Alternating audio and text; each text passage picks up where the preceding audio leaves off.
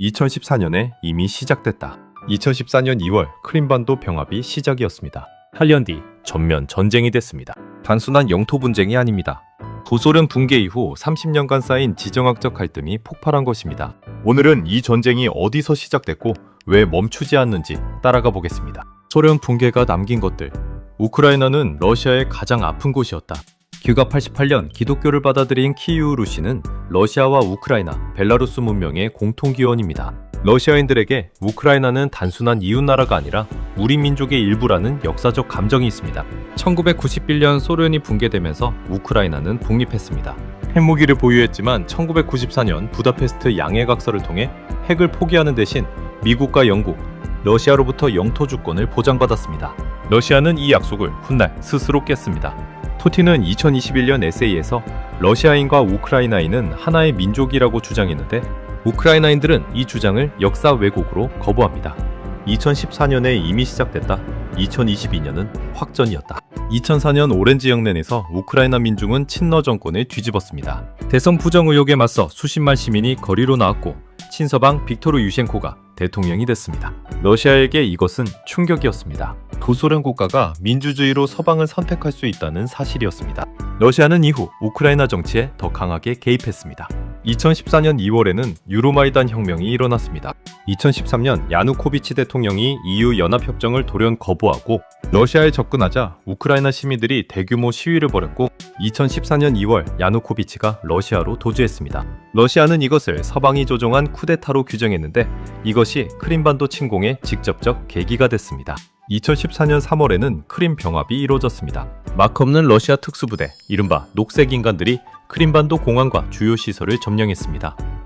러시아가 주관한 주민투표에서 95.5% 찬성이 나왔지만 국제사회는 이 결과를 인정하지 않았습니다. 러시아는 크림반도를 공식 병합했는데 이유는 러시아어 사용자 보호와 흑해함대 기지 세바스토폴 보호였습니다. 이것은 2차 세계대전 이후 유럽에서 처음으로 한 나라가 다른 나라의 영토를 무력으로 빼앗은 사건이었습니다. 2014년부터 2022년까지는 돈바스 전쟁이 이어졌습니다. 크림 병합 이후 동부 도네츠크와 루안스크 지역에서 러시아 지원 분리주의 세력이 반란을 일으켰습니다. 공식적으로는 자발적 반란이었지만 러시아 정규군과 무기가 투입된 사실이 후에 확인됐습니다. 8년간의 전투로 2만 4천 명 이상이 사망했고 민스크 협정이 2014년과 2015년 두 차례 체결됐지만 지켜지지 않았습니다. 이 8년이 러시아의 전면 침공을 위한 준비 기간이었다는 시각도 있습니다. 2022년 2월 24일 새벽 5시 러시아군이 벨라루스와 러시아, 크림반도 3방향에서 동시에 우크라이나로 진입했습니다.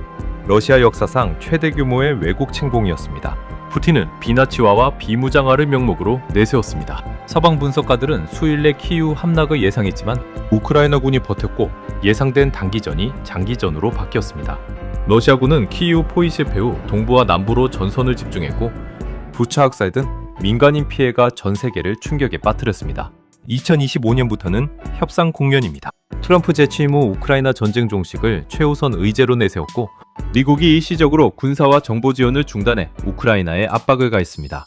2025년 12월 트럼프 젤렌스키 회담에서 20개 조항 평화안에 90% 합의를 발표했지만 영토 문제와 안보 보장 방식이 여전히 핵심 쟁점으로 남아 협상이 지속되고 있습니다. 러시아가 침공을 계속하는 복합적인 이유들. 첫째는 나토 확장 차단입니다. 러시아의 가장 중요한 공식 이유입니다. 1990년 소련 붕괴 당시 서방이 나토를 동쪽으로 1인치도 확장하지 않겠다고 구두 약속했다고 러시아는 주장하는데 서방은 이 약속의 구속력을 부정합니다. 그러나 실제로 폴란드와 체코, 발트 3국 등 구소련권 국가들이 나토에 가입했습니다. 우크라이나가 나토 회원국이 되면 러시아는 적대적 군사동맹과 수천 킬로미터의 국경을 맞대게 됩니다. 이것이 러시아가 용납할 수 없는 레드라인이라는 겁니다. 둘째는 제국적 야심입니다. 푸틴은 2005년 소련 붕괴를 20세기 최대의 지정학적 재앙이라고 불렀습니다. 그는 우크라이나와 벨라루스, 러시아가 하나의 역사적 공동체라는 믿음을 여러 차례 표명했습니다. 이 시각에서 우크라이나가 서방으로 편입되는 것은 러시아 문명권의 분열입니다.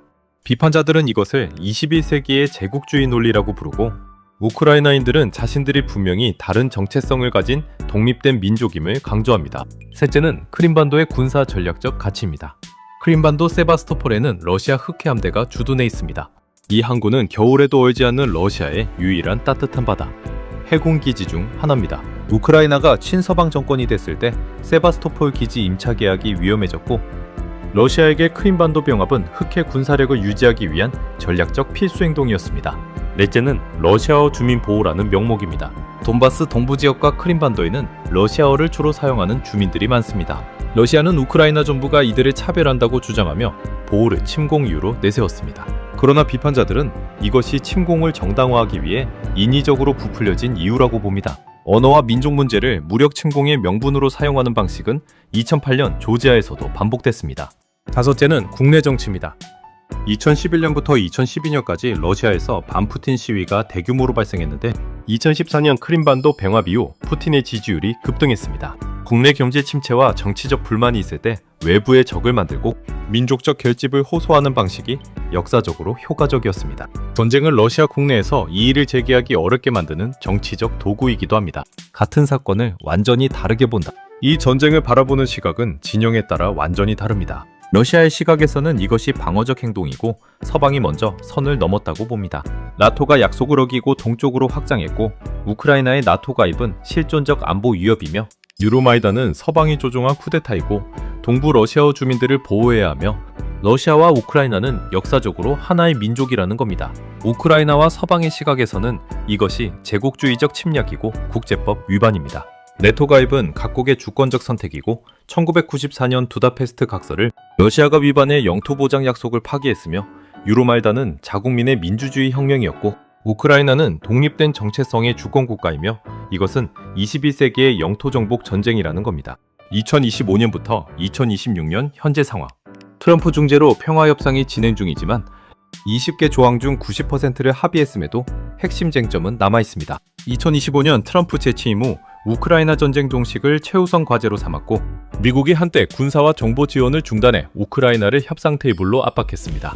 2025년 12월 트럼프와 젤렌스키의 플로리다 회담에서 20개 조항, 평화안의 90% 합의를 발표했지만 결정적 쟁점은 남아있습니다. 러시아가 점령한 우크라이나 영토, 즉 크림반도와 돈바스 일부의 귀속 문제, 우크라이나의 안보 보장 방식, 향후 나토 가입 가능성입니다. 푸틴은 협상을 질질 끄면서 지상의 군사적 우위를 유지하려 한다는 비판을 받고 있습니다. 전쟁은 2026년 현재도 진행 중입니다. 냉전 종식 이후 미완성으로 남은 질서. 정리하면 이렇습니다. 전쟁은 2022년이 아니라 2014년 크림반도 병합부터 시작됐습니다.